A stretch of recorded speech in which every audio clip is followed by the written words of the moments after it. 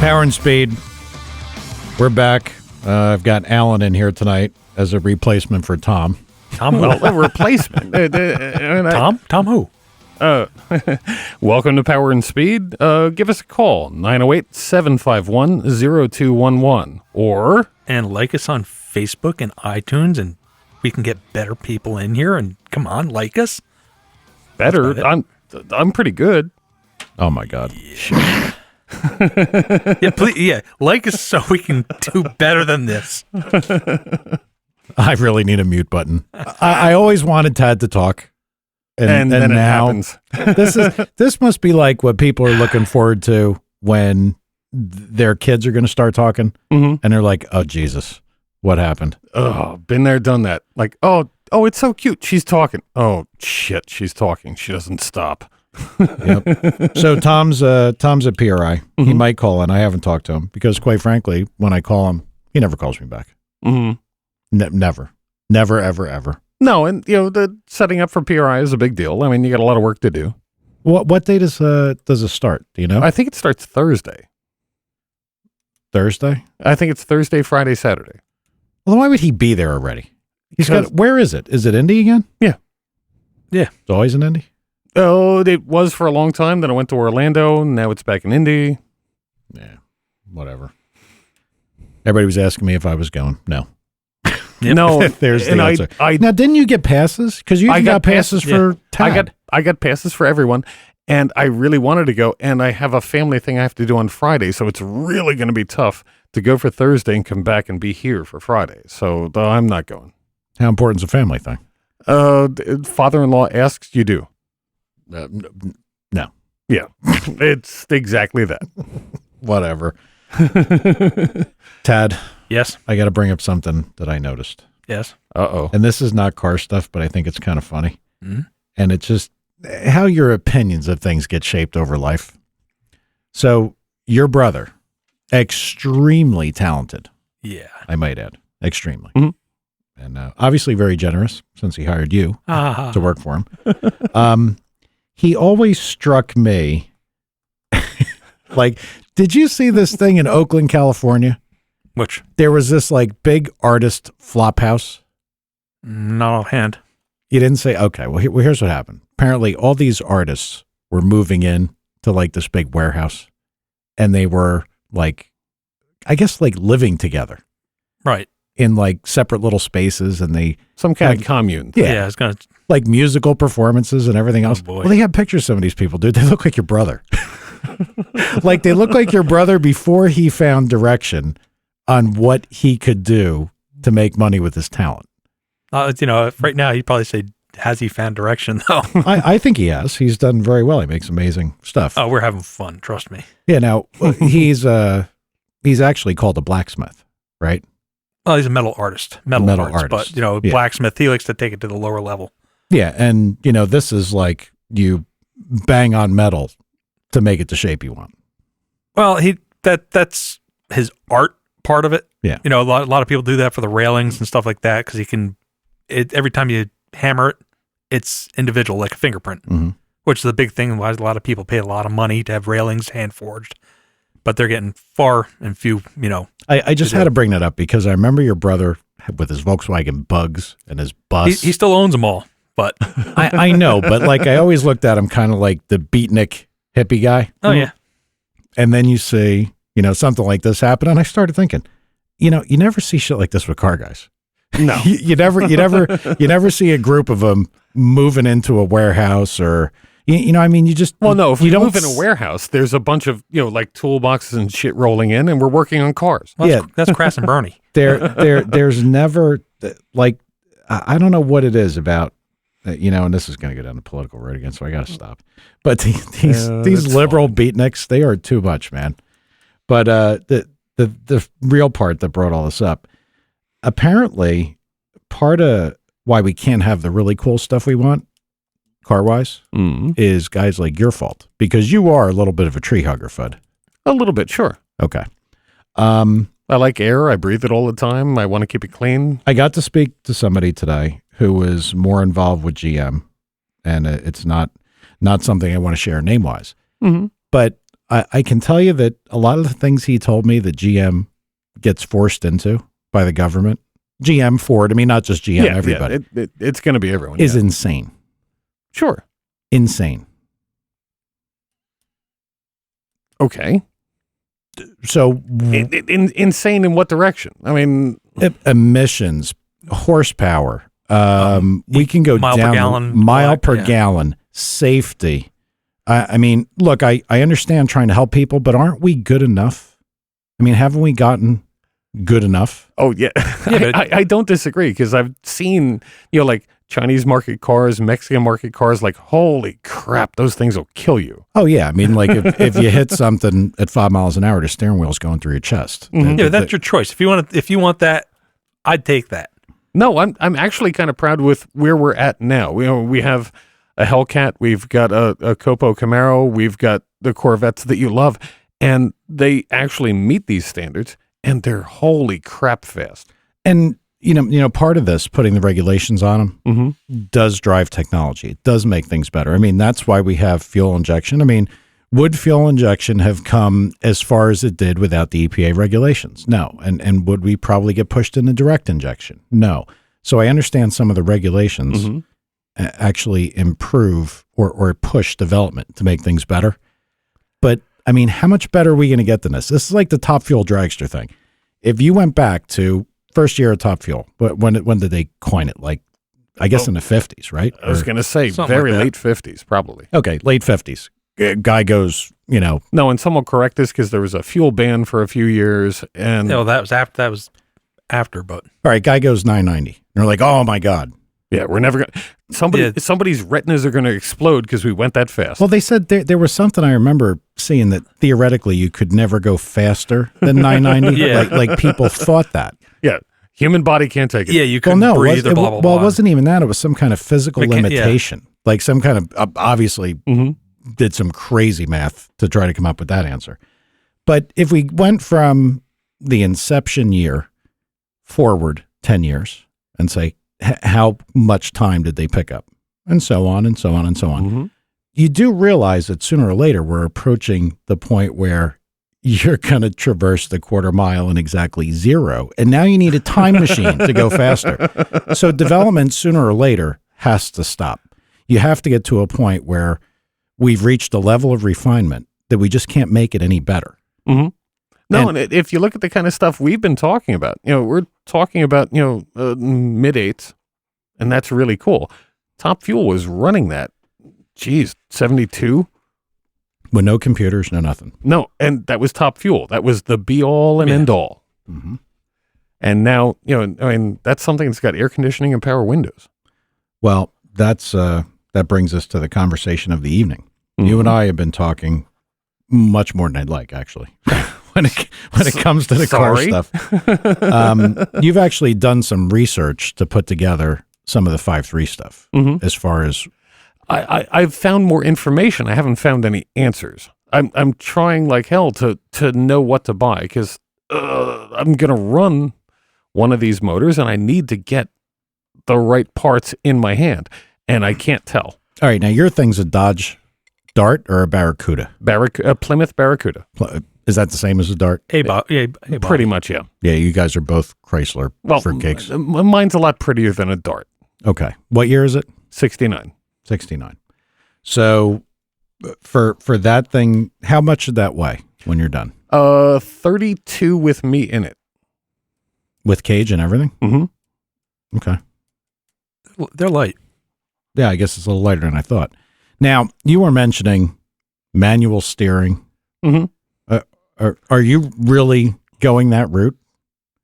I think that's the way to go. I mean, if we're going to talk about, going on drag week and stuff like that, you want to take the mechanical systems out of the car. You don't want anything to fail. So, okay, fine. Take out the power steering, take out the power brakes. What? Neither of which my car already has. So my Challenger was manual steering, manual brakes, manual drum brakes. How many years did I drive that thing? Also, would you want to go 850 in that piece of shit? Yeah, why not? I wouldn't want to go 85 in that piece of shit. I actually rode in that piece of shit. And but I'd probably go 8s in it. I don't think power steering systems fail. left and right. I know, but you lessen the mechanical complexity. There's less weight. All right, well, let's go back because simple. I managed to unfuck you in one little point here. Okay. Where you were going to put an actual Chrysler motor in it. Oh, yeah, no. And then that was a train wreck. That's where the car started. Yeah. I was buying just a cool hot rod for myself, and then we got turned on to this drag week stuff, and we started talking about the 5.3, and like, damn, that sounds good. Okay. And here we are. And that's where we are now. So what did you find, if you can, because, I mean, I know Matt talked about it and everything else.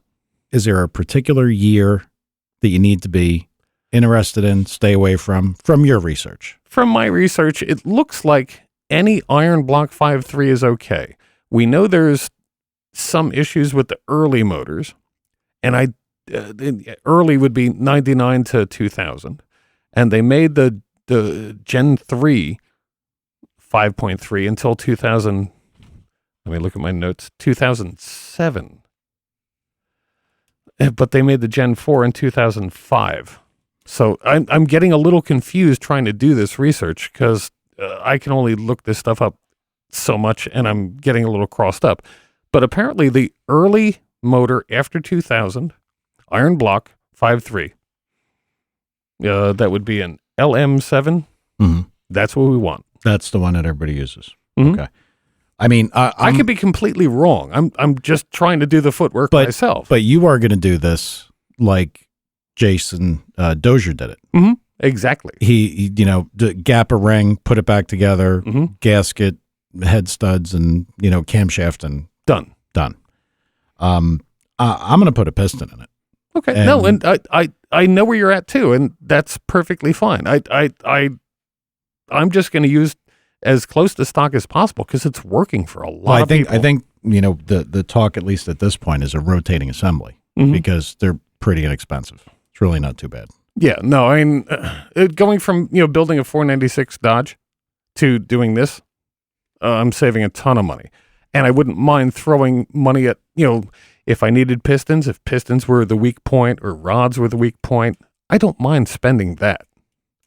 But everybody's having so much success with just the stock stuff. I have a hard time imagining that any of this stuff works at all with the hypereutectic. I mean, look, I'm not saying it doesn't work because obviously there's been a million passes from people we've already talked to that, yes, Mm-hmm. it works just fine. But it is amazing. And like, I can't understand, you and I, we talked about powdered metal Mhm. rods. Mm-hmm. And that was because I'm not a metal guy. I mean, maybe Tad knows. No, actually, I was going to ask Tad before or after the show just to make sure I was right about what a powdered metal rod was. Actually, they're turning out to be better than we thought. Because I thought they were just snap and break, but they don't. They're bending. Cletus, can you explain this?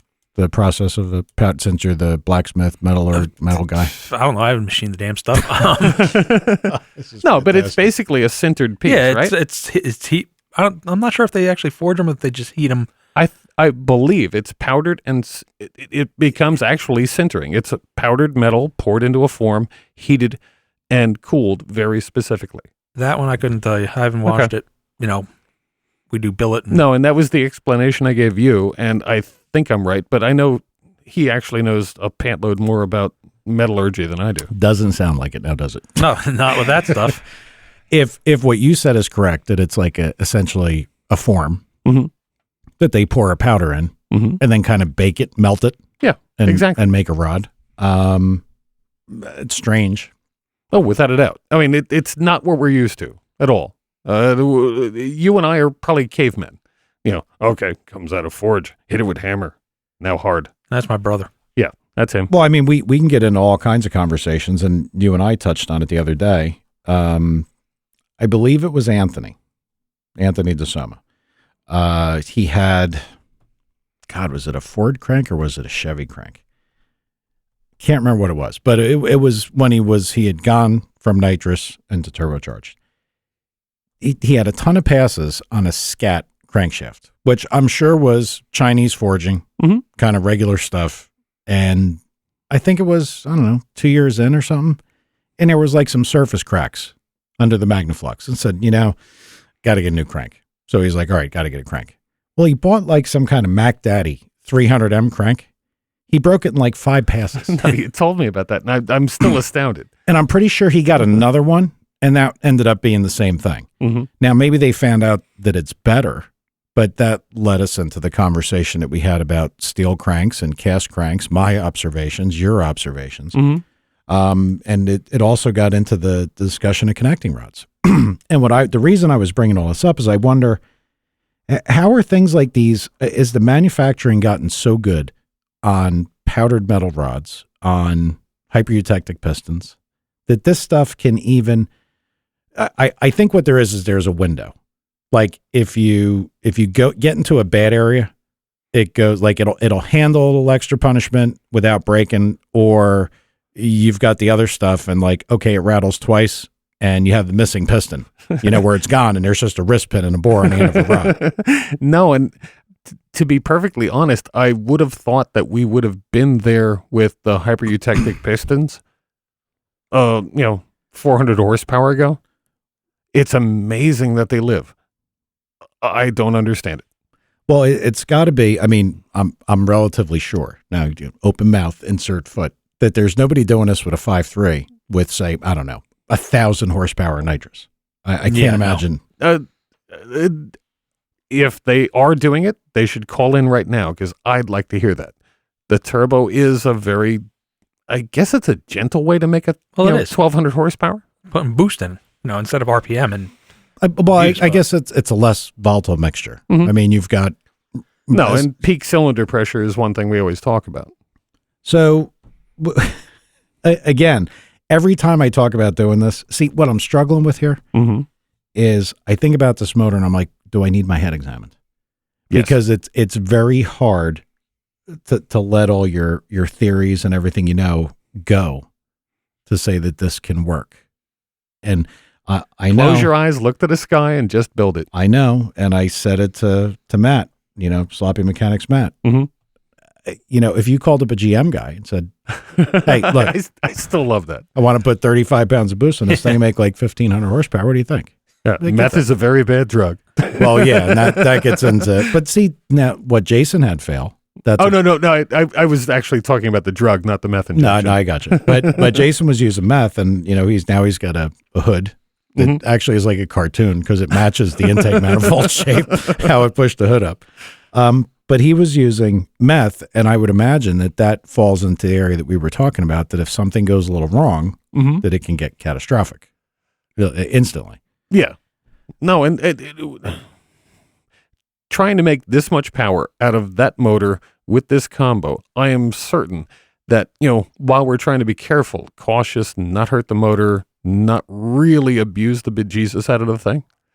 Yeah, we're so close to the limit. It could certainly come through your hood. It could certainly come through the oil pan. It could certainly come out everywhere. Well, I think what he had happen is he had something break, and then it lit everything in the intake. So he had a failure, and then it broke the intake. I don't even know when you got something that sounds to be as bad as that is. It's kind of hard to trace back what really happened first. I chatted with him very briefly today, and I didn't want to push too far in case he wanted to call in because I'd really like to know what shape you got. Yeah, we got it. We'll get him back on there again. For sure. He was a good guy to talk to. He's a ton of fun. Oh, yeah. And talk to him, all the guys, John, Jason, No, he James. He's all either great guys. Flattered or offended that I'm copying his setup. No, I think that I think anybody that's doing this. Somebody copied after somebody. Oh, it might have been Matt. Well, it's the whole was thing. Matt was the first one. No, but the whole big thing is everybody's like LS swap. LS swap is the big meme on all the Ford sites and all the Mustang sites. It's an LS swap. Well, they're starting it at disadvantage. Yeah. Sorry, Ford guys. It could be worse. It could be Chrysler, guys. Like I said, I when we started talking about drag week, I was still in 496 mindset. I could have run a 960 and had fun, but I would have spent a pant load more money. And the 5.3 sounds like more fun to me. Well, again, this technology that the automotive manufacturing in general, if it actually enables a powdered metal rod to work just at these loads. Now, you see the one weird thing here, and the thing that's bugging me, How the fuck do you break one of those rods? Now look. How do you not break one of those rods and just deform them like Jeff's? Well, that's another good. I was going to get to that because his thing is nuts. But how do you? I mean, they make those rods, they break them. If the rods are breakable, it's a very controlled break. It's like clinical breaking when they crack the cap off. Yeah, I hear you. Mm-hmm. I hear you. But like when I had never seen a crack cap rod. Mm-hmm. Never saw one because it's not, you don't usually wouldn't buy stuff like that for a race car. So when I took the first rod out of Jeff's, I'm like, it's pretty fucked up. I never saw anything like that. But then you think they're brittle enough to break in manufacturing, but well, they like don't. I said, it's a clinical breakage. 1,500 horsepower. Mm-hmm. Why and now again, 1,500 horsepower worth of cylinder pressure. How the fuck did Jeff not break a rod? What did he? How did he bend them? Because what happened there? You're not doing it at RPM, I think. You're doing it at a lower. No, it had to be a Hey. catastrophic timing thing, catastrophic hydraulic thing. Somebody called and I didn't have the phone on auto answer. Oh, so sorry. Call back. So Please do. Yeah, we're here. Save us because Tom's not here, so we're also lost. That's what I said this morning. I hope he's working on a fucking t-shirt. Oh, he better. Good be. luck with that. Well, I'm wearing my manly shirt. It was on purpose. That's kind of ironic. Oh yeah. Well, no. Tom hates me. I like manly. And I kind of like Tom too. Do we have to explain that joke to you? Go ahead. Lacking I can't even do it. I just gotta let him go. No, But Alan in a manly shirt is a little ironic. Oh no! Oh, that part. Oh, and that's me giving Mike the finger and say "fuck you." But you are in Tom's chair, so that's Yes. pretty funny. So the crack cap stuff and all this. I mean, to me, it shouldn't work. It's not something I would ever want to use. I'm not. Well, I'm, I was going to say you- mechanically, I'm not afraid of it. I You mean, can't- this stuff is very, very strong. The thing is, you can't rebuild a crack cap. No, it's done. Once yeah, it's you spun, can't. you're You done. can't surface it Yeah. and make it smaller again. No. No, and that's kind of what. That's the decision GM made. Is like we're never going to have to reman this rod. We're just going to throw them out. And they just had to make sure that they lasted long enough. And that's why we're going to abuse the bejesus out of these rods. Well, for you and anybody whose motor comes out easily from the top, it's not a big deal. No, for you. No, I didn't understand exactly how bad it was to put a motor in your car. Well, people say you can take them out from the top, but and I mean, when they did my 427, when the motor broke, they did take it out from the top because I was nuts about not wanting them to take the driveline out, because just everything is out and nothing is. Yeah, I mean, literally, you've got a car over here, a driveline over there. Right. And, they did a good job on my motor, and then the clutch got stuck, and they took it all out anyway. But, I mean, I would, to take that thing out and Corvette guys do this all the time. Mm-hmm. I mean, to take a motor out, like, oh, no problem. Just bolts, this, that, and they name off the things you got to take off, and then it's out. Well, it sounds great and easy, but for the guy that doesn't do it every day, it sucks. No, for me, you take the hood off, you pull the motor out. For like a Camaro guy, okay, you drop the front suspension out, you take the motor out. It's what you're used to. Yeah. It's just weird to me that you literally have a car looking thing over there and you have a chassis over there. I would rather not have this thing have to come out at all. Mm-hmm.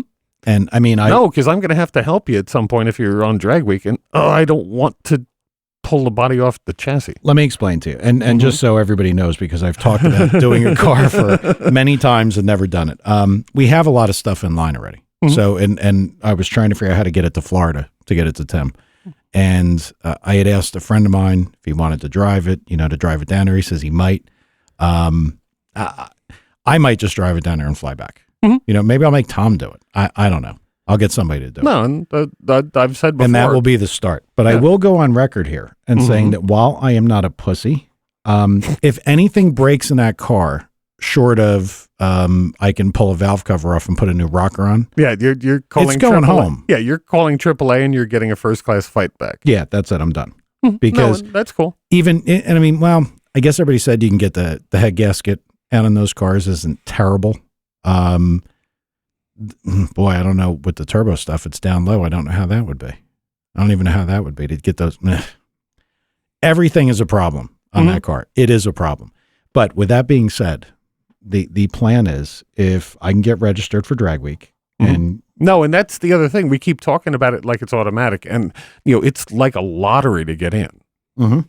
And I'm sitting here with crossed fingers. Hopefully, Freiberger is listening and likes what we're talking about. I don't think that has anything to do with it, does it? Oh, well, he's in charge of it. So, what does he actually approve people? Oh no, he's just like the editor-in-chief of Hot Rod Magazine. Yeah, but I mean, how does this work? Is it just application, and you get in line? I think it's pretty much just an online application, and it's like buying tickets for a concert. They were sold out in 8 minutes last year. Yeah. Well, I've talked about this, and this is where I'm going to sound like a douchebag. Okay. Surprising, right? Heavily shocked over here. I can't see why that any of this should be a problem. And this is going to, and again, this is where I'm going to sound like a douchebag and I'm going to sound a little fucked up.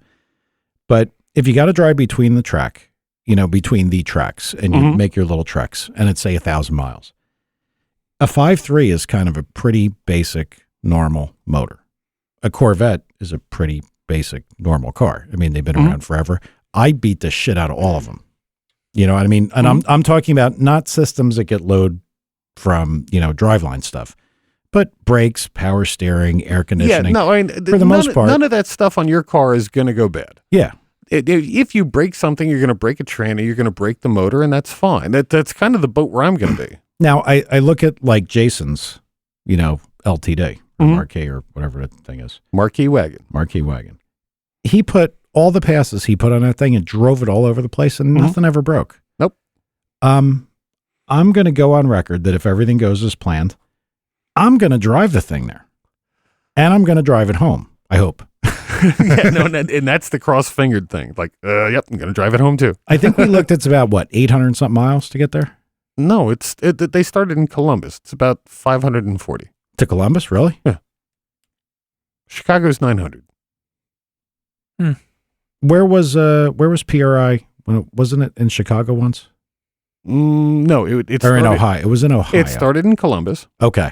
It went to Indy, then it went to Orlando. Yeah, because I think I drove to Ohio, and I think it took maybe 7 hours. Yeah, that sound right? It's fast. It's easy. PA's a long state. I know it is. Yeah, no, you spend a lot of time in Pennsylvania when you're driving across. But I mean, in September it shouldn't be too bad. But I think honestly, I'm going to drive it there. I don't disagree. I'd kind of like to have the opportunity to have a trailer and shit in case it's all broken. I can trailer it back. Well, you can't do that. Well, no, you can trailer the car to the first place, and the first place last year was Columbus. Okay. And then you make the route. So if you break en route, they tell you back to Columbus, you put it on your trailer, you bring it home. I'm not planning on breaking shit. Yeah, but you realize what a logistic fuck up that becomes? Because that every fucking U-Haul trailer in the world's going to be fucking rented out there in a very specific size. I was figuring you have, no, and I think we talked about this. Well, yeah, you have to bring something that can carry the trailer and trailer your car, and your point makes more sense. If I'm going to go, 500 just miles. drive it. If I couldn't drive the 500 miles to get there, apparently we're boring him. That's all right. I'm baby's quiet. I'm taking Tom's spot. What, you reading the chat room and not paying attention to nothing? There we go. If you're going to drive 800 miles to get there or 500 miles to get whichever. there, Yeah, no. how are you going to make, if you can't make that, you can't make the 1,000 driving around there. No, and that's not just a ball statement. It's a car statement. The car has to be able to do it. I absolutely agree with that. All right, Rich Mogul on the chat room. I'm right there with you, dude. Find the cheapest steel H-beam rod you can use, and that's I love H-beams. I think it'd be perfect. I don't disagree. Like I said, I'm kind of buying into the whole don't let the magic out. I thought I-beams were better than H. I'm going to tell a story about a rod company. Okay. Here's a little story he's got to tell. Mm-hmm. I might have done it before. I might have said, I don't give a shit. Like, they don't owe me anything. I wouldn't buy anything from them anyway. I remember when they made NHRA Superstock rods legal. You could have aftermarket rods. These, just so everybody understands, NHRA Superstock, stock stroke crank, stock compression distance piston. So you know what that means? It's heavy. Mhm. Okay, this isn't like we move the pin up and shorten the piston way up. They're heavy. Had to use stock rods. That's what we had to use. We would use 3/8 bolt rods, not 7/16 rods, because they were stronger. We found that out over the years of doing it, that, okay, we've had big end failures and things breaking, and, when you use the 3/8, probably because there's more material around the whole post holding it together. So they said, okay, look, we can use aftermarket rods. Here's the approved list. And the first one on the approved list was a expensive rod company that starts with an O. I don't give a shit. It's Oliver. I don't care. And they were like the coolest thing in the world. And they do make a lot of nice stuff. They do make a lot of nice stuff. Yeah, we can't rag on them entirely. I wouldn't use it, but they make a lot of nice stuff. So we put, God, I think at that point it was 4 or 5 motors together. It was probably 2 or 3 for Dick Butler. I think it was 1 for Alan Armstrong in California. Maybe 1 for Don Chickarone, although Don was pretty cheap. I don't know if he would have bought rods right away. I don't remember, but we built a few of these motors with him, and for sure, a couple of them were Dick Butler's. Mm-hmm. And they went out there, and like 5 passes, bam, things fucking broke. And rods broke right in the middle of the beam. So it's not like, well, let's be careful here. Maybe the wrist pin failed first, or maybe could have been that. No, right in the beam. This fucker's broken right in the middle. I think I remember Ralph having a conniption way back then. Crazy. I was one of the most disgusted and upset because, you go from using a stock set of rods that you put like, back then we weren't even using ARP bolts. They were like SPS, like bolts from B&B that you bought in a box. Yeah. You got a bunch of them. Recon them, put them in, and they'd last. And you'd get 50, 60, 70 passes out of them, and they wouldn't break. So then, you figure you put a good rod in, it's over. Never have to think about that again.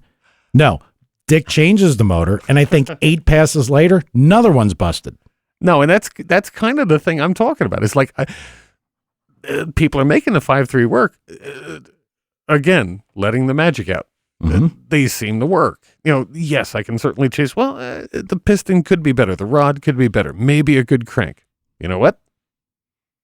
I'm perfectly willing to. But this goes. And go. But and the problem here is that this is not always as simple as buy the most expensive thing you can find and it's better. Exactly. So we also now as all this shit is going on, there's other people up there that are breaking, super stock rods. It's happening at that exact event. It was at Indy. Called up Oliver and they said, well, it's because you offset board your motors and the rods can't handle it. So what we want you to use is our marine rod.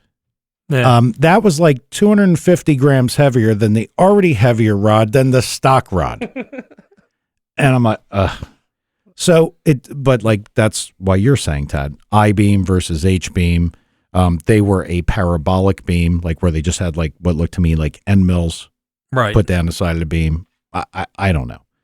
But we did switch, I think, to an H-beam. I believe the next H-beam that was legalized was I think it was probably a Carrillo. I don't know if it was a Manley. I think it was a Carrillo. And never broke one. Never broke one. Little brother's circle track car had a 427 steel crank in it. Like a regular 420. Like you don't even know where the fuck it came from. It wasn't new. It could have been a 17-year-old kid's Corvette or worse, like Tad's Corvette. Yeah, like shit out of Tad's closet. Matt got that one. I was going to say, I seem to remember you having a 427 crank in your closet. Yep. Black nitride 427 crank. We cut it, nitrided it, put it in a motor. Brian ran it for, 6 years or so. We put it in a car that had an MSD box problem. It wasn't our car. Brian actually got sort of a ride from somebody. We had to come with a motor, and we got the car, and they'd take care of everything. And the guy that had the car before us blew up like 3 motors in a row. Well, it was the MSD box. So we checked it. We didn't find anything wrong with it, and we hurt Brian's too. But 2 weeks after that, crank broke. That crank broke so bad that it stopped the back tires of the car, ripped the main webs out of a Merlin, 2 block. No like shit. Ripped the caps right off. No shit. There were rods that were twisted, like you grabbed the pin end and the big end and just twisted them. That's how, and none of that shit ever break. Never. Never, ever, ever. So, big fan of H-beam. So back to what you said, Ted. H-beam versus I-beam. Probably a conversation for for Tom.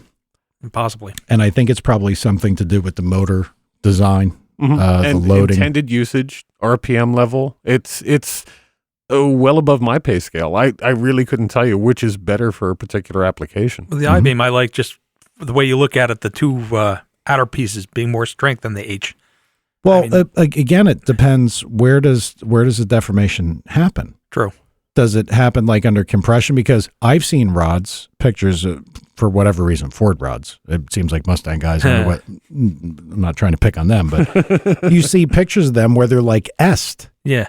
Like they're scrunched and they're like bent like in an S. Oh, you can ask Jeff too. Well, Jeff's are very strange. His are like bowed. They're not quite bent the same way that like the Mustang. But I mean, I've seen rods that are bent. Like if you had the big end and the pin end, like sitting perpendicular to you. So you're looking down the width of the rod. I've seen them bent, like if you took the top and the bottom and just tried to bend it in half. Mm-hmm. But those are all the different directions that the forces occur. No, and Jeff's are, they're just wonky. Yeah, Jeff's are bent. Like, I mean, they tried to side shift, I think. Yeah. They side shift and twist. Like, yeah, that's gross. And that was a powdered metal rod handled that. But I mean, and it didn't break. Jeff said, well, let's just get a new set of rods and put it back together. Well, here's the problem, Jeff. If you have something go wrong again, to me, you're lucky because you still have a block. Yeah, this could have been horrific on every level. But Tom talks about the Turbo Tough rods, which I think is probably just another material. I guess probably Manley's trade name. It's going to be a trade name, but it's a nice rod. Yeah. But it's not like their cup rod. It's not like their drag racing rod. It's, pretty much, I would say, a street rod. But Tom will call and correct me because I might not know. Tom may not be, for all I know, Tom could be in the air right now. I really have no idea. Oh, okay. No, listen, you make mistake when I tell you that he doesn't call me back, because here's what I'll get. Hey, Tom, what are you doing? Nothing. And we start talking about some dumb shit. All right, let me call you back. I'll call you as soon as I get home. And then it's 3 days later. No, I'm just saying that I could be talking at a turn. I think that rod is kind of more street friendly. It's not like a cup level rod. It's not like a pro stock level rod. I think it's, more basic, but very, very good. Well, there's and things. He's going to hate on me for like 4 weeks. That'll be as bad as the goddamn playset. No, and Tom has, or whether swing set. Nothing's as bad as the swing set. No. I have to. I own it. It's fine. I'm not gonna get on him too. Go. Tom's gonna get pissed that he wasn't able to join in on this. Oh yeah, he's missing the swing set discussion. I would. Rich Mogul also said in there that there's, to me, there are places you should put strength. Wrist pins. It's for something like we're doing here, skirts of the pistons. Like Manley has a forging that they can make a 3/800 bore piston out of. Mm-hmm. And I know it's going to be like our circle track pistons for our big bore motor was, relatively meaty skirts.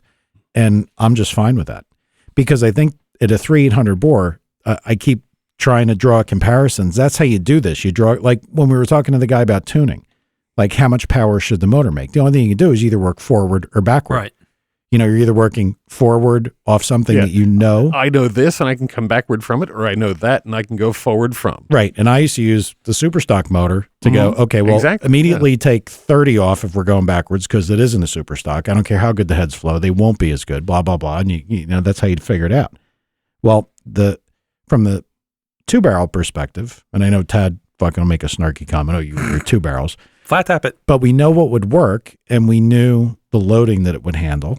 We knew the amount of stroke. And I mean, this is probably a math problem for, somebody that can do it. But those pistons were like 530 grams, no pin. Mm-hmm. If I could make that piston that heavy and that bore, I'm all for it. They turned 8,500 all day long. Yep. Not worried about it. And they had a crap rod.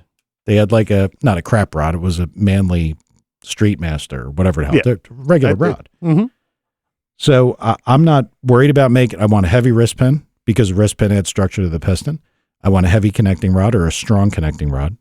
And I want a heavy piston.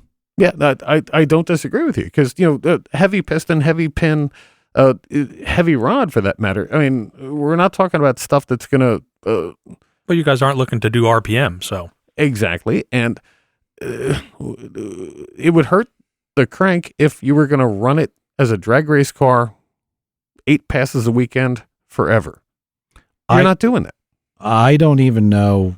I mean, from that perspective, you mean like longevity perspective? Because it's too heavy on a crank? Yeah, that's kind of where I go. When you get heavy on the bob, it's the only thing it's going to affect is the crank. Okay. Well, see, this is why sometimes the conventional thoughts need to be looked at. Yeah, because that's all I got. I can't. I'm not good at this because I'm not good at 4,600 bore stuff. Mm-hmm. Like I don't know what it should normally weigh. But my brother's motor has in it right now, or the 2 big blocks that are down there. They're 477 inches. They're like a 4,600 bore. Well, the piston that we used to make a 4,600 bore was a smaller bore piston. So the thickness of the skirts, no bullshit, they're 300 thick. Eesh. Jesus. I'm not kidding. I have a new set of them down there because we didn't care. Mm-hmm. That thing turned 8,700 in circle track use and never heard anything. Not a crank, not anything. Matter of fact, it sealed up better than I think anything that we had ever had for Brian's stuff, my brother's stuff. Mm-hmm. Sealed up, would pull pan vacuum nicely. I mean, stable, nice, perfect. So, and you can't take something and apply it to everything. But knowing the amount of stroke that thing had, knowing the amount of RPM it turned, knowing it had an H-beam rod, I personally have never seen an H-beam rod just fail.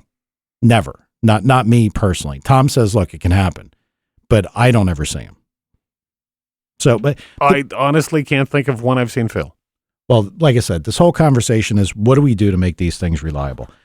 I think Jason's failure, that might have been a failure no matter how good of parts you were using it. No, the valve thing stick, backfire, and the thing had a ton of runs on it. And he was trying new stuff with the meth injection, and oops.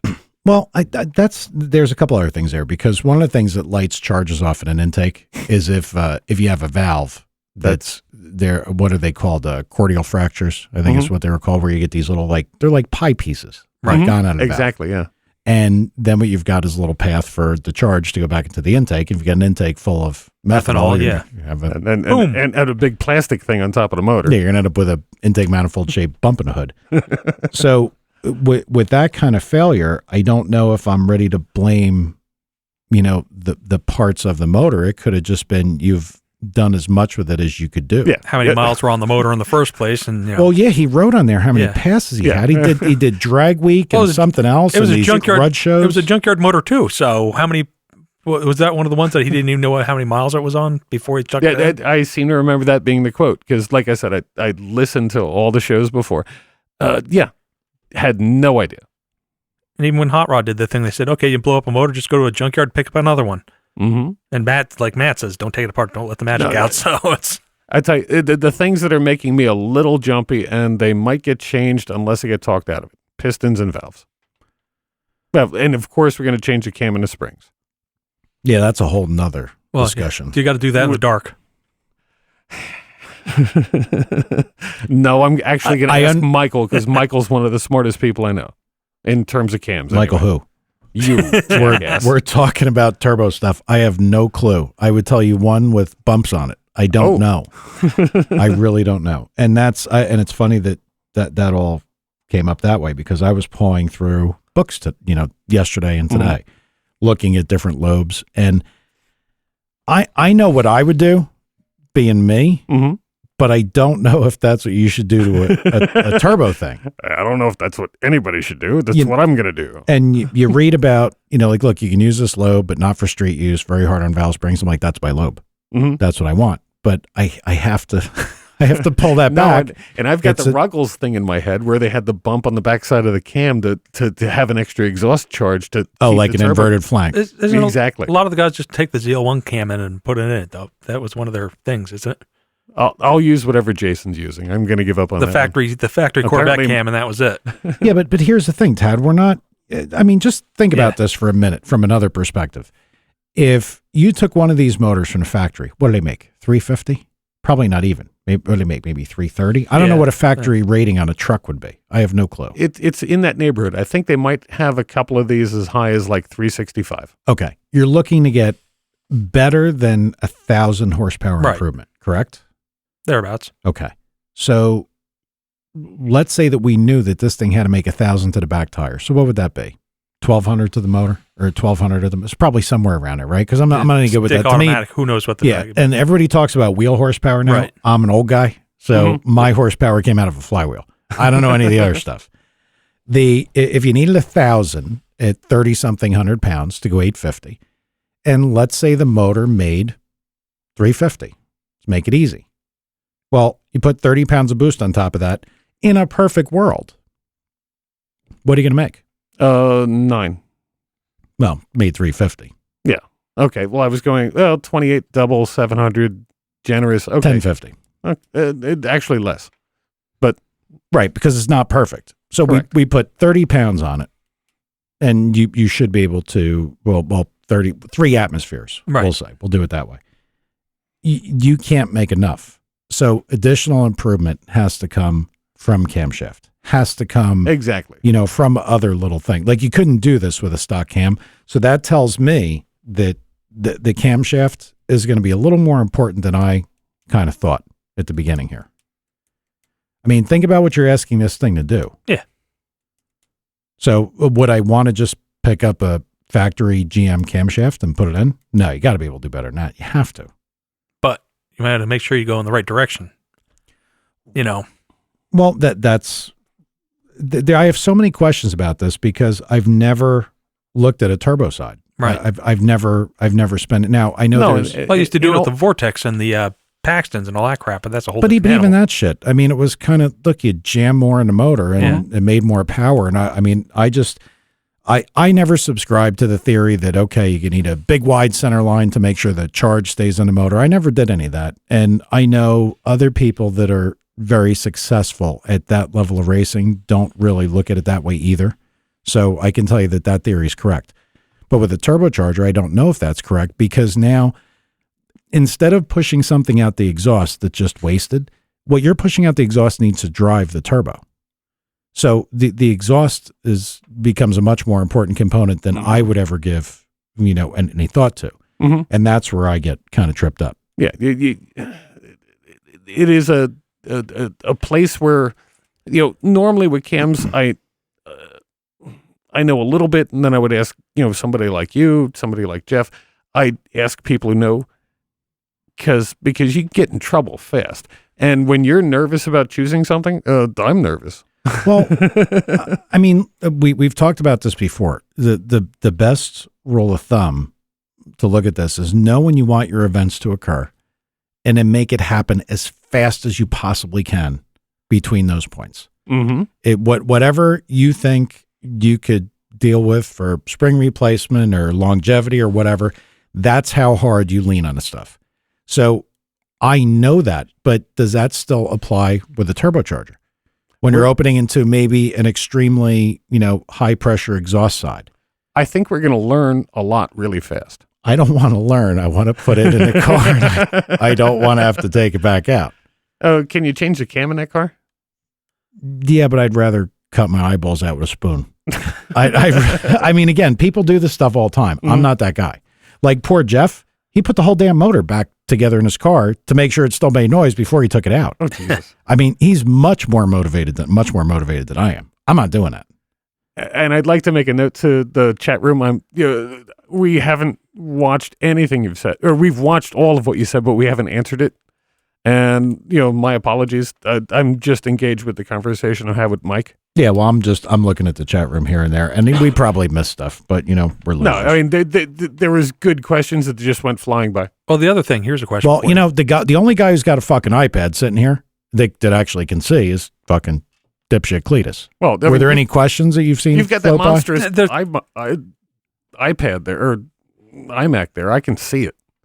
It's a lot of stuff going back and forth about, LS1, 2s, 3s, what gen, what rods, who wants to use. No, and then one Manleys question in and- particular is I don't know what generation motor Jason has. Well, I mean, Jeff informed me that they're talking amongst themselves, so he wouldn't want to disturb them, would Oh, he? sorry.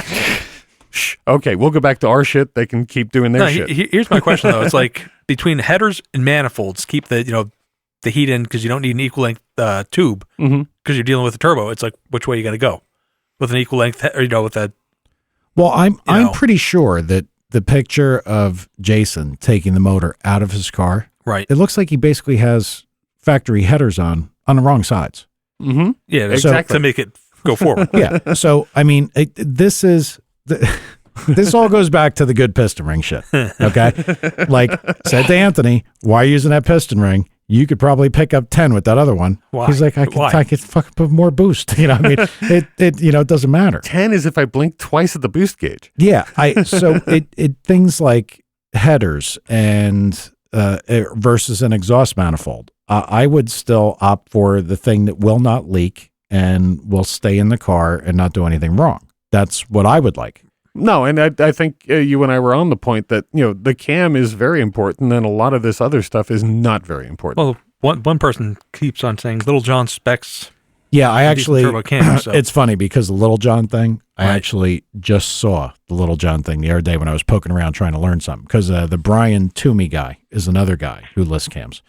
Jeffrey, what's up? Hey, what's going on? Same. We talked enough about my engine. I might as well call in. Those rods are pretty. And to me, it's amazing that you don't have a complete disaster, from this. Well, I think what basically saved me was it happened so fast, and I got out the throttle so fast that I didn't do more damage than I could have done. Mm-hmm. Yeah, but you would think to do what you did to a powdered metal rod that it should just be broke. There should be, and it's stuck in my head that they break these things to make the car. Everything I've seen about them, we got to give them a lot more than we thought they were. They will take abuse to the point of the bend instead of breaking. Yeah, whether or not they're ductile or like a cast and will fracture. Or wonky.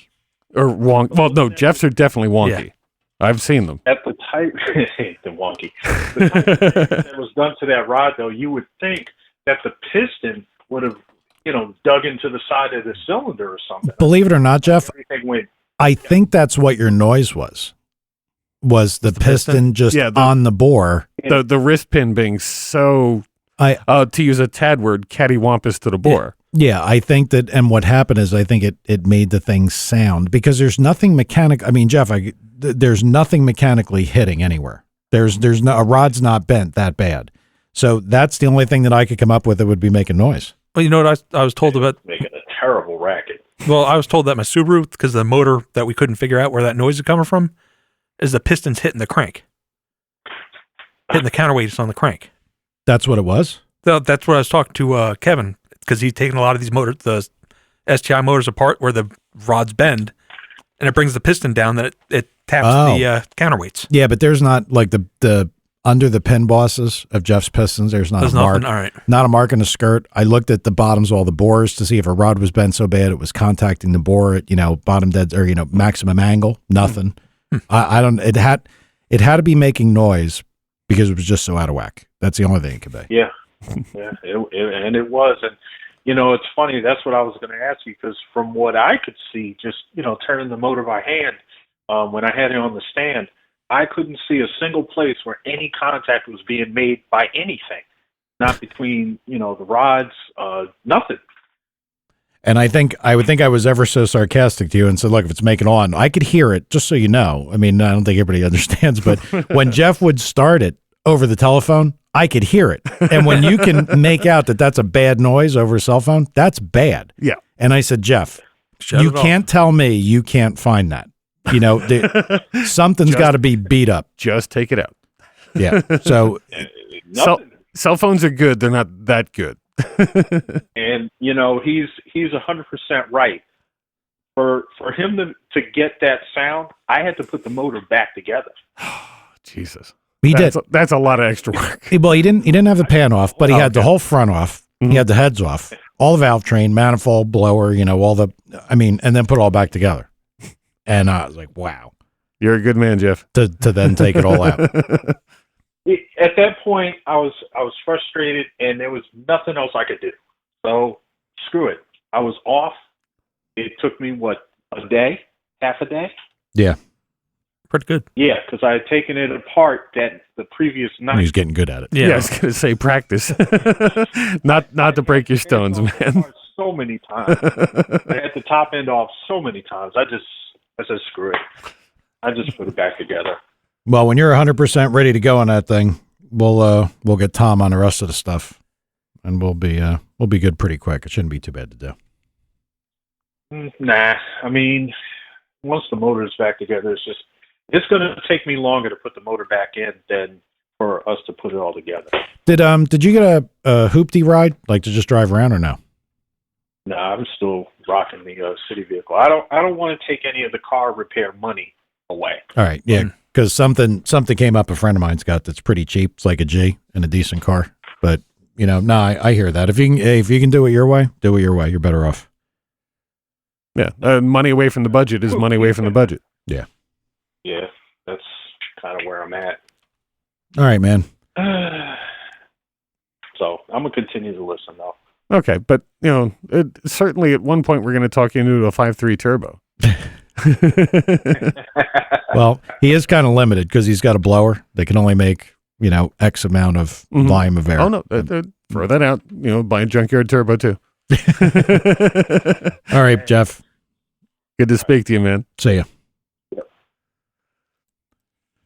Man, I'll tell you what. I was going to say he's got bad luck, but if he had bad luck, he wouldn't have anything left. I mean, it's.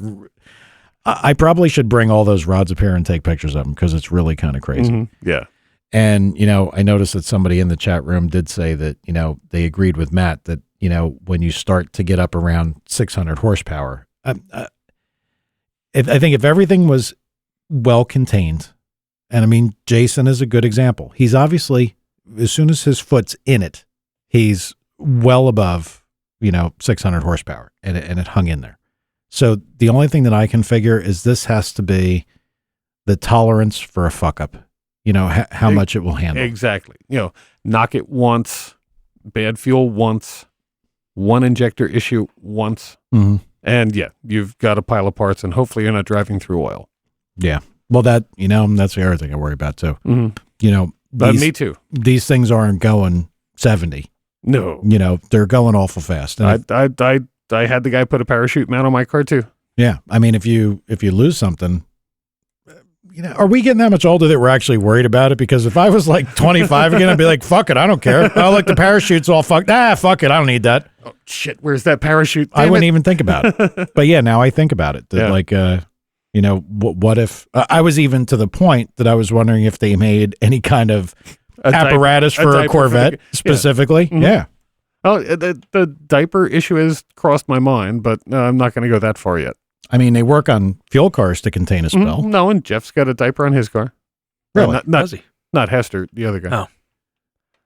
Yeah. Well. By the way, when Rich Mogul said manifolds have been 780s, exhaust manifolds. But you see, that this is, and I guess the term I'm looking for is consequence of magnitude.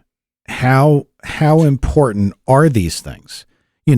Is there, from a manifold to a good header, what are we talking about? Are we talking about picking up 10, or are we talking about picking up 100? Or because when you're talking about this power level, you're not worried about 10. That's where my program and my brain doesn't work, because 10 to me, everything I've ever done, 10 is like the world. If I could find 10. And honestly, that's a very good conversation for people that do turbo cars all the time, like the old IndyCar guys and stuff like that, because I don't know exactly what the difference is between a really efficient, header system going into a turbo and just using something that gets the shit in the turbo. I mean, I would think that because we're under somewhat of a pressurized, heated environment, I think it's got to be a little bit more than I think, just getting it there. You got to think to yourself, though, too, if you make everything that efficient, are you going to blow up the motor that much quicker because you made it that much more horsepower? I mean, is this limiting factors letting the engines live? Where if you put a decent tuned header on and all that stuff. If Jason went as fast as he did with stock manifolds, I don't think anything was keeping that thing together. I mean, he still had to make, we figured it out because I think he said his car was like 32 and change. Mm-hmm. So it's got to make right around the number 33 or 34, you think? Think it was that heavy? Mm-hmm. You get into that and you got to make that kind of power. So, but again, what I'm saying, I'm not opposed. Might even turn out that, I think in my car, I don't have a choice. You being you're going to do a single turbo and front mounted, you could certainly use a manifold. I certainly could. I've kind of settled on, believe it or not, it looks like an eBay header that comes forward, and then I'm going to have to fabricate, the header to the turbo. Well, the way that your thing is going in there, you're putting a K member and everything in it, like an aftermarket. Yeah. I would have to imagine if you put the the exhaust manifolds on upside down, that you could just plumb over pretty easy to a turbocharger. I don't even think I'd use the thing you're talking about. Well, it's kind of... Dude, you know that eBay header came from China. Right? I know. I don't care. So now, to the listeners here, you got to see the two looks from this between Mike and Alan. If you could just picture somebody who's giving you're the idiot look, that's exactly what Alan got. If the manifolds work, I don't think it's an option for me because the turbochargers get tucked up under the car next to the oil pan. You're looking at something that's going to be like, literally, you're going to have a turbo under both the driver and passenger footwell is kind of where between. You're at. Yeah. Like they will sit right next to the oil pan. Mm-hmm. That's where they go. And there are people that make kits to do this, and that's... No, and your car is tough to package, to be sure. Yeah. My car is tough to package, but not as bad as yours, to be sure. Yours is like tight in every blessed direction. Mm-hmm. Actually, I found a guy on the C4 Corvette forum. It's got the turbo sticking right out of the hood. Yeah, well, nice. Anybody... I could do that. If I just had a bit, like if you said like Junkyard Wars, I had to put a turbocharger on the car. Not way out of the hood, but it's just nice NACA duct to it. Yeah, but there's no reason to do that. If you can make it work... No, and that's kind of the point that Mike and I have is we want to own the car when we're done. Drag week could be cool, but then when you're going down Main Street and that's got a turbo, I can tell. No, I don't give a shit. I want this thing. I want a flat hood. Mm-hmm. I don't want any kind of I don't want exhaust out the fucking I'm front fenders. I'm not a big fan of that. I want the wastegates to go back into the exhaust system, and you know what I want? I want quiet mufflers. Mm-hmm. I want the thing I want it to sound like a Tesla. Okay, I don't want to hear nothing. That's how I want it to be. No, as it's been brought up, I have a 6-year-old. I want to feel really comfortable putting her in a kid seat in the back seat and going to Sonic, and we'll buy Mike a Diet Coke. Oh God, here comes the Sonic stuff. I know. You really want to start Swing Set Boy? Seriously? I wasn't picking on you. I was saying I'm going to go to Sonic and buy you a soda. I thought that was nice. Mm-hmm. Mm-hmm. I was being nice. All right, we'll let you go on that one. All right, thank you. So that's the next plan. Is figuring out what we have the driveline situated. Mm-hmm. Howard from Redline has all that stuff there. It's actually already in stock, ready to go. So that's good. I'm waiting for him to call me back. I don't know if he's going to be listening to this one or not, but he was going to call me back at lunch on Thursday.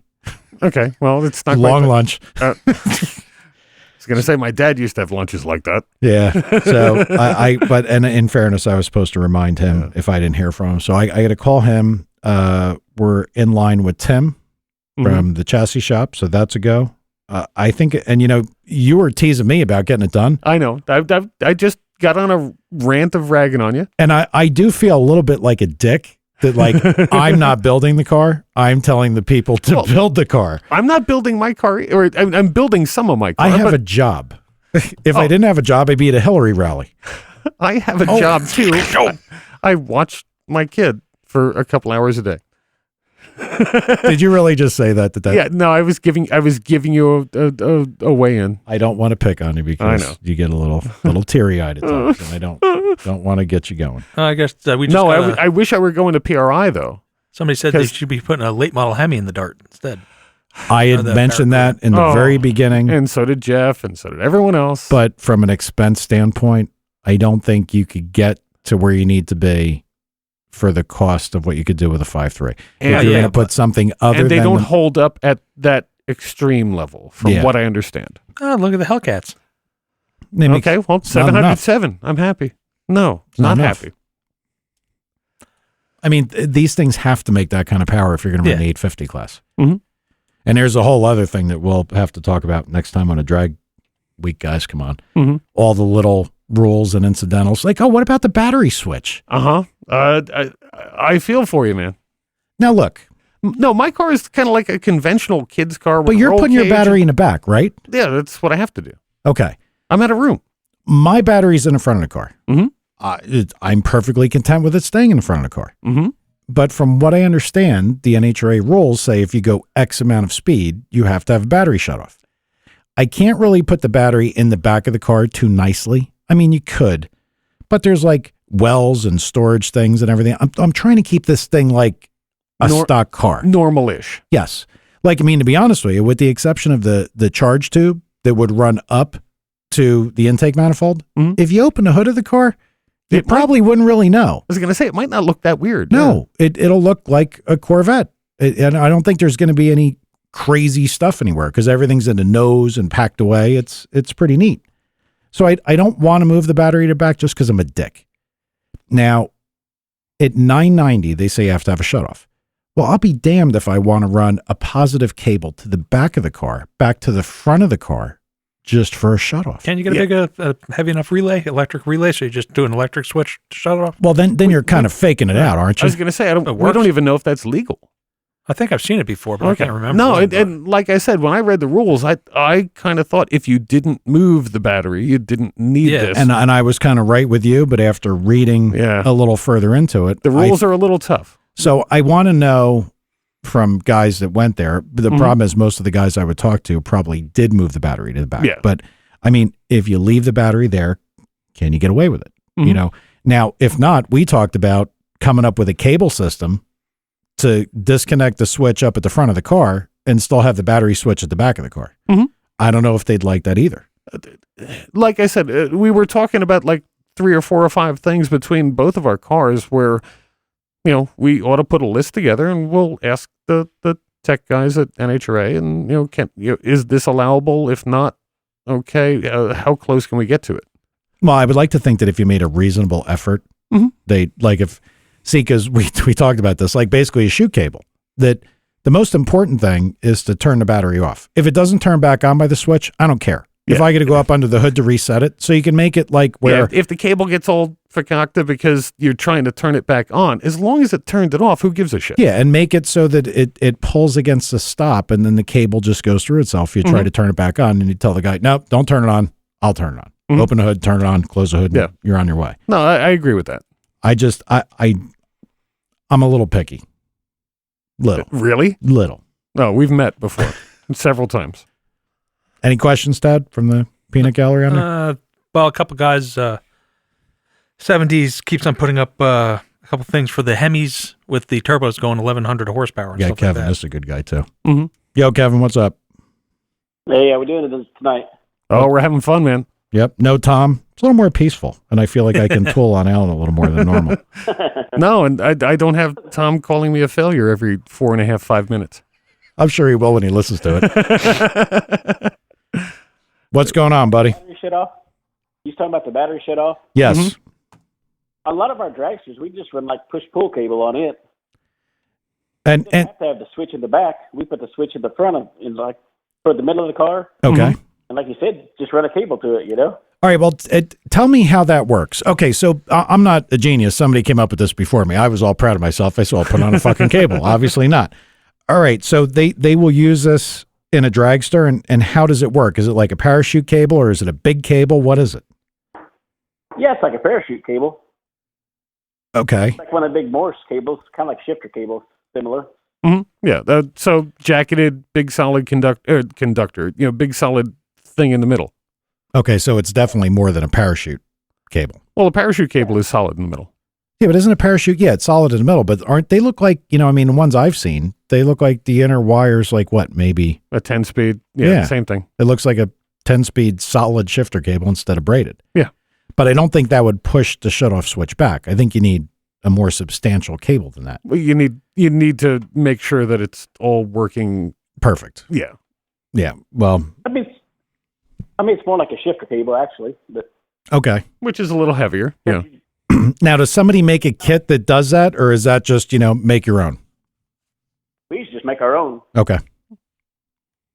Just mount But maybe S&W has something. similar to a shifter on the side of the transmission. And then instead of it moving the shift linkage, it would just move the lever off and on, Yeah, and if anybody ever tried to grab a transmission linkage, they don't move easy. You're not moving it by hand easy. Yeah, I mean, a battery shutoff doesn't move easy either, No, for sure. The shutoff, Alan, you told me you have to push it to turn it off? What was the thing that Jay had on the back of his car? Jerk off? Yeah. And he wasn't allowed to do that. But you told me, Kevin, do you know anything about these rules? Is the direction of off matter? Like, because you're using a push pull, you're not using a knob, right? Yeah, you push it off. Okay. So you push it in to turn it off. Yeah. Sports just jerk it off, so. Okay. Yeah, he was very proud of that. Yeah. All right. Well, that's, look, if it passes in dragster stuff, Yeah. it's got to be okay for a car. I'm not moving that battery. I'll spend $1 million to not move that battery just to prove a point. I'm with you. All right, Kev. I think I can probably get some pictures for you and text it to you. Yeah. If you get some pictures of the cable or how they've done it, that'd be well worth looking at. Or an example part number of the cable, just so we know what it looks like. Yeah. Well, I mean, you can get them custom made any length, right? Okay. Yeah, I'm sure. Yeah. So, I mean, it's... You talk about connecting rods on your motor. Why wouldn't you put connecting rods in it? Well, I'm gonna for sure. Michael is certainly going to. I'm just not a huge 5'3" guy. I don't know a lot about it, but why wouldn't you put a good rotating assembly in it and lessen your chances of something happening? I would tend to agree with you, but there is everything that I know here, this shouldn't fucking work. It shouldn't work to begin with. So, and I don't want to take, Matt Sloppy Mechanic that I'm letting the magic out, but I'm a little, and I know that's stupid, and I hear myself saying it, and I want to jam myself in the ear with a pen. I'm just glad Michael said it, not me. Because I almost well enough alone, like, you don't, but I'm gonna put rods in it. I talked to Tom about it. We discussed briefly Turbo Tough rods. He said something about H lights. That not happening. It'll get a heavy regular H beam. And then we get into crankshaft. I want to put stroke in the thing.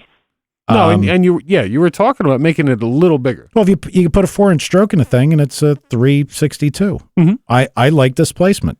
And your car's heavy. You need it. I'm fine with that. So, but we're going to put a rod in it for sure. And Manley is working on a custom piston program, kind of just for that. So we'll have everything we need. No, and for me, it's not just a budget thing. There's enough people doing this successfully that I don't want to mess with the program. Yeah. Yep. I mean, go ahead. I'd just be nervous to try it myself, I'm kind of afraid of driving through my own oil, but I think it'll be all right.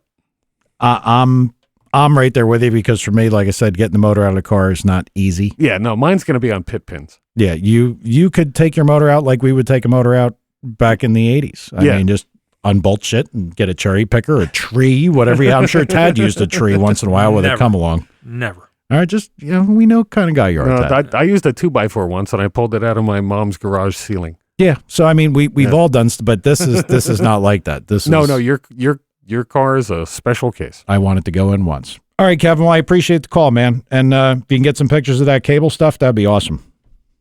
I'll do it. All right. Thanks a lot, man. Thanks. Thank you. Bye-bye. See ya. All right. I got this guy. Mr. Mogul, what's up? Oh, I just wanted to call and bust on the engineer's ass. What did I do now? Spending fucking money he doesn't need to on pretty manifolds, so that way it looks pretty.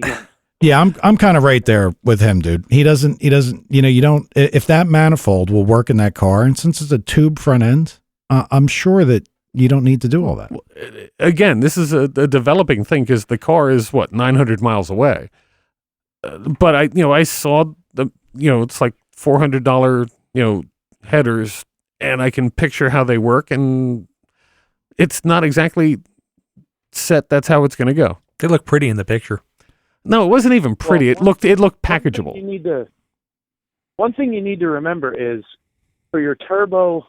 I mean, there's a lot of flow, and I'm sure somebody's going to correct me if I'm wrong, but I mean, flow is a big number of it, but you're not dealing with a 632 with 2 Pro Mod 94s on it. You're dealing with 325 inches, and it's no doubt. I'm with you there. Velocity and no, I'm picturing packaging. That's all. And well, how much better packaging can you get than a stock LS manifold? Here. I was just going to say that. I mean, that's right up tight against the motor. I mean, made to be tucked out of the way. It's the same thing as the intercooler. Without the car in front of me, I don't know. Yeah. The only shitty thing about them is, and Matt's done videos on how to get them out, but when you pull those motors out of the junkyard, a lot of times because it's a steel bolt going into an aluminum head, sit outside, they corrode and stuff like that. So make sure, if you're going to yank the studs out and the header studs out, make sure that you spray them up liberally, leave them sit, or, if you snap them off, then you just got to get them out. Yeah. Mm-hmm. Yeah. No, without a doubt, that's going to be an issue. But no, like I said, I'm not married to the header thing. It just seems very packageable to me. Nothing gets more packageable than a manifold, dude. It's right there. It's all stuffed together. Your stupid car is even a rear steer, so everything is away from it in the front end. Still got to take the manifolds off and flip them around, though. But yeah, well, flip big. Like I said, if I didn't notice that's how Jason's were, I would have been wondering the same thing. But yeah, obviously that works just fine. That's what I do. Screw that. I'm with you. There's a number of things that I've got set up. Power. Oh, go ahead. The thing is that they've made power. They've made lots of power. 1,300 to the tires. So what's that? 20%. That's at least 1,500, and you can make a lot of power with them. It's just to my knowledge, they haven't really been pushed all the way to the end because people have just upgraded them. But to find out where the stopping limit is, but. And then it would be an interesting test that if you are hell-bent on having pretty headers on, run the stock manifolds, flip them, run the stock manifolds, and then, and then put the new ones on and test it. I don't disagree. And, there will be portions of the car that are very pretty, and the motor won't be one of them. I don't care. Yeah, you're doing a typical engineering thing. I don't think he has any idea how funny that is. At least to me. That's fucking great. All right, man. We're going to let you go because we're going to close the show up, but we appreciate the call. No, and thanks for calling, and it is well received, and I will listen. All right, guys. Have a good one. See you, buddy. Thanks, man. Later. Oh, poor Yes. Fudd. He just can't get a break. The only thing would be better is if your kid called up and started picking on you about the swing set. Fuck you. So, all right. Well, I imagine Tom will be back next week. Hopefully he calls me so I can tell him that the people that he was supposed to Maybe you forgot your number. Maybe. Oh, who knows? So, all right. Well, we'll be back next week. Tom will be here. Thanks for having me back. Good to see y'all. See ya. Hey, nice manly shirt.